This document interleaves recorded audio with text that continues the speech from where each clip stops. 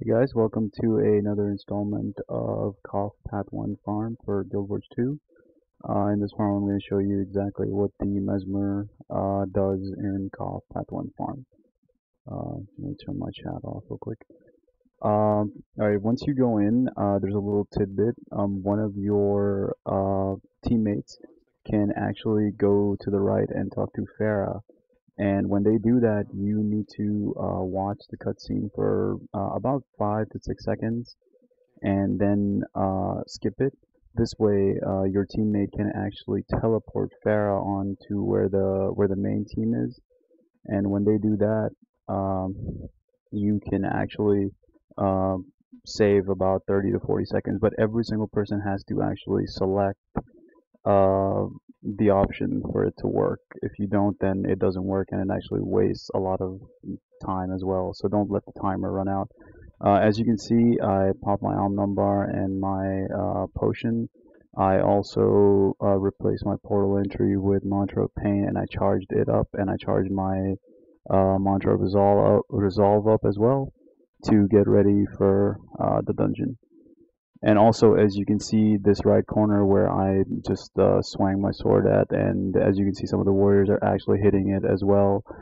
Um, you can actually charge up your adrenaline doing that, or you can use healing sig to charge it up, and by the time this thing's actually ready, you can reuse your healing sig. So let me show you whenever this starts as to where and what we need to do.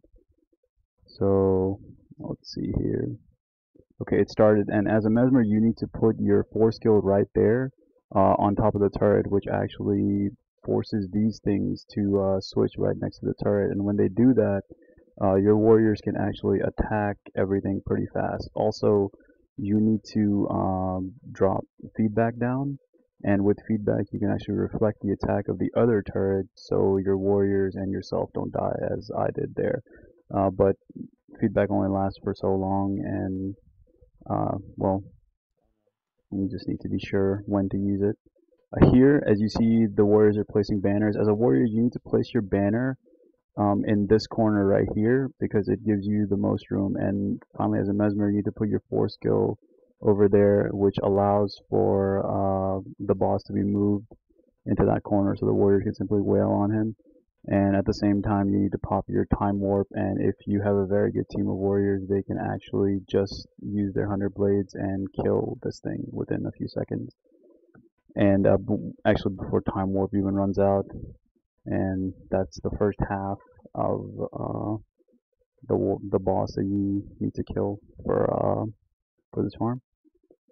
Alright, from here, just run through. You can just blink or speed your way through and everything, and just simply avoid all the combat. As you can see on the right where I just passed, you can put your force skill there as well if the second event pops. There are two events that pop on the bridge. One is that one, and the other one's the one where they actually block you from trying to get through. Though they won't really block you, but they get really annoying because they can actually hit you. So you can use your force skill and shatter it and move them out of the way. Here, you see me trying to fail a jump there. You can actually jump over to that corner, and as a Mesmer, you won't be hit by anything. But since I failed at jumping, I didn't do it. But you have to be out of combat, and you have to have a speed boost to actually do that. So, yeah, I just did that, and I failed at it. So I'm gonna try again. I'm probably gonna fail at it again. Yep. Well, you guys get the gist. You have to aim for that little corner over there, but I can't seem to do it because I suck at jumping. Alright, I made it there, but I fell off. Obviously, you need to make sure that there's no aggro around you because if there is, they'll end up killing you. And see, I ran away from them, and you can pop your Ashleys and spy kits, and they will run away. So be sure to have those as well in your inventory because you certainly need them to protect you from a lot of things. As a Mesmer, you don't need to kill any of the acolytes. The four warriors will kill them. And if you are on that top corner where I missed jumping, you can actually use your greatsword and hit the acolyte from there and kill it, but you don't have to. So it's just a little thing that you can do if you want. And obviously each warrior has to kill one acolyte, so don't let one of your other warriors kill 3 to 4 of them. And let's wait for the second part to pop, or the third part at this point. When you see the third part pop, you need to go over to grab your chest, just so you don't waste time trying to do it when you need to portal. So cool, hey, I got a gold there. Now at this point, you're going to teleport the warriors over to where they need to put the fireballs in. At this point, you can take out your mantra of pain and replace it with portal entry. And remember, portal lasts for 60 seconds before you put the second portal down, and then when you complete the portal link, it only lasts for 10 seconds. So be sure to time it right. I do it whenever the enkindling chamber aspect pops up. But you can go through, blink through, and lay down your portal again, and all the warriors will come through, and they'll put all the stuff together. Now the door splits off, and he does his thing. Here the warriors need to pop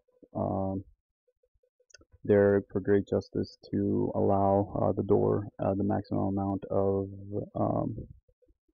might to do damage. Now look at Mark, he's down again, failure. Anyway, you can actually, as you saw before earlier, I couldn't uh, pop my brazier, and sometimes it does do that. It's some kind of a glitch. It actually makes these guys invulnerable for some reason, and whenever it does that, you kind of have to move out and move back in, the gold. But yeah, so you do that. Then after that, you just rush through, and you wait for all 4 of the warriors to come in range, and you put down your time warp. As you can see, there's this guy, he just used that skill to slam the ground. Whenever he does that, you can actually watch him do it. You need to put your feedback down, and it will reflect his attack on to him, and it will block the warrior from dying. There, I could have put my spectral wall down because that also reflects projectiles, but I didn't. I chose not to. And again, you can also dodge his other attacks. You can actually dodge that attack as well, but I was too lazy to do that.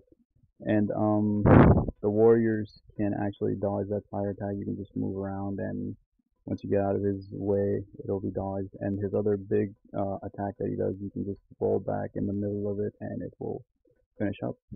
And as you see, we just finished Cof, and I got my reward, and